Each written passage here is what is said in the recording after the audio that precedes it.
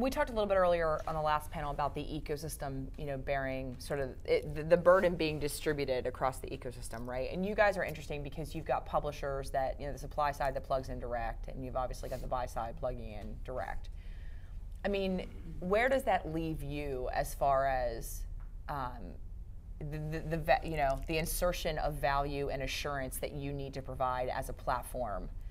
Is that daunting, or is it an opportunity? Like, what are the optics there? It's an opportunity. I mean, we tell advertisers, if you buy through us, we take the burden of any fraudulent inventory, anything you buy that isn't what you think it is, we're going to take care of it.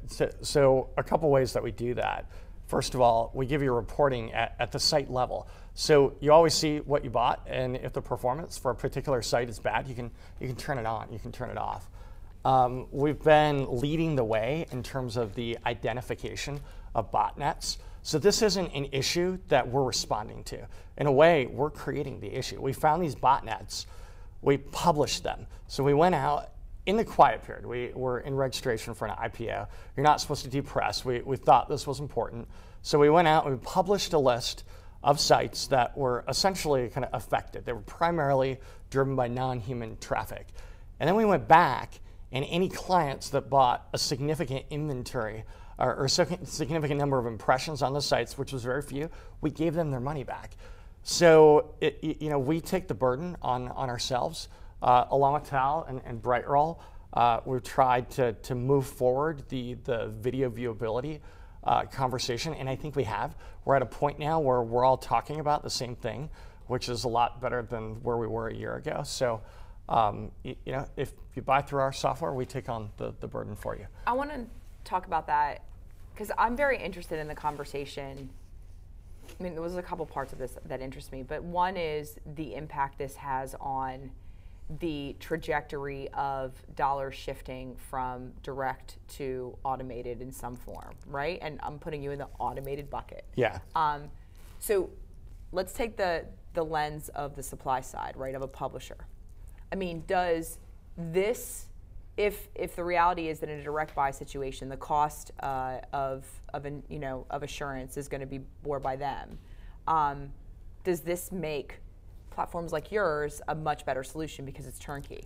They just direct their buying to a preferred, demand side platform. Does that solve the problem for them? So a couple things. Programmatic and direct buying can be the same thing. Increasingly, advertisers are using our software to automate their direct buys. You heard Ari with GroupM say it. We're part of their tech stack. They're doing their own deals, and they integrate those deals into the pipes. And we do the ad serving, media buying, right, frequency capping, et cetera. I think what all of this does is it helps legitimate publishers show the value of their inventory and charge more for it. So this is going to end up being a really good conversation for the supply side, because if they're legitimate actors, their inventory is going to be more viewable. It's going to be more on target. They're going to have a lower percentage of non-human traffic. Right. So this is a good thing for everybody involved, except the bad guys. See, I think one of the reasons that I get hung up is, I mean, I spend a lot of time sort of thinking about long form super premium video, right? I think you call it super premium in your schema, and those deals are sold integrated, right? They're sold with television sort of as the lion's share of a buy. There's no need to bear the incremental cost of automating that delivery and that execution, and quite often it's just sort of done and then you see a report, right? That's changing though. See, what's happening increasingly is the upfront buy happens, and then the parties talk and they integrate their tech. And you integrate the advertiser's tech with the sell side's tech, the publisher's tech. And it tends to be pretty simple integration where the advertiser says, we use TubeMogul as our media buying software. The publisher says, great, we use Freewheel.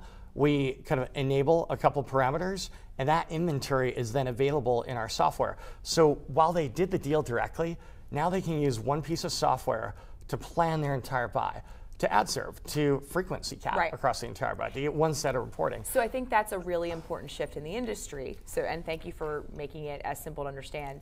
I think that's a really important shift in the industry, and the reason I asked the question is because there is a lot of confusion around the eventual impact of automation, right? And specifically as it relates to fraud, whether or not, because automation is so often associated with buying tonnage or reach, right? And specifically ad networks and exchanges. Yep. So it sounds like there's sort of a divergence right here. And I mean, how do we manage that so that everything doesn't get lumped into this kind of race to the bottom? Well, a couple things. Not everything in exchanges is bad. There's good inventory, okay inventory, bad inventory. I think we bid on about 1% of the ad opportunities we see in exchanges. So there's lots of inventory. We're not having any problems filling our buy. But Brett, you're a premium platform, so I want to be really clear, right? You guys are playing in that upper tier, right? We let you buy whatever you want to buy. It's just we help you understand the trade-offs that you're making, and we make it such so that you always get what you're buying, and you have the best metrics available to evaluate and make decisions and iterate. Okay. So if we look at, let's talk globally for a second. I'm just really interested in this conversation, right? Because the compensation models, if we just talk about, let's stick to video, but overall, the media buying compensation models are so different in the Europe versus the US, et cetera.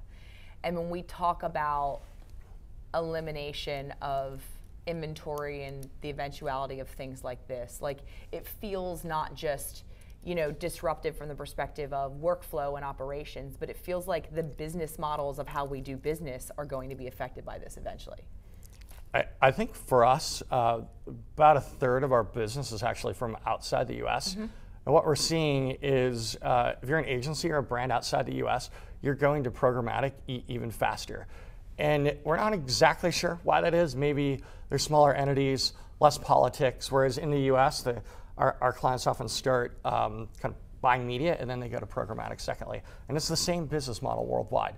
It tends to be a transparent percent of spend that's negotiated. So advertisers understand what we're making versus what flows to the publisher, and then tech fees that are negotiated, like a tech fee for ad serving, for example. Right, but there's a kickback, for lack of a better term, that is a generally accepted practice in other markets, right? And so, I mean, and that is the dominant, top line revenue of many media agencies in Latin America, in Europe. And when all of a sudden you talk about a buy and what that percentage sort of compensation would be back into the agency, and then when reality you go through the funnel and actually only 30% of inventory was fulfilled. Got it. I didn't know you were talking about kickbacks. I'm sorry, I apologize for not being specific. I think philosophically, we're always going to do what's best for the end client, which is brands, regardless of who the intermediary is. So when the conversation of kickbacks, come up, we don't engage. Don't do kickbacks, haven't done kickbacks. We've talked about it, but to date, even internationally, we don't engage. No, and Brett, the reason I asked was not because I was suggesting that you guys play in that space. I'm just saying that the thing about advertising is we've done business a certain way for a really long time, and all this results in us having to do business differently. Those kickbacks change because what is happening, we're seeing brands get a lot more involved in their media technology in every market decisions. Globally? In every market. Okay. Now, it doesn't mean they're taking all these things in-house. Right. But increasingly, they're not opposed to signing the contract directly, owning the data in case they change agencies, and then having kind of a master login where they could log in and see what their media agencies across the planet are doing. And it's giving brands a lot more control and transparency. It's such that I think that rebate or kickback model goes away over time.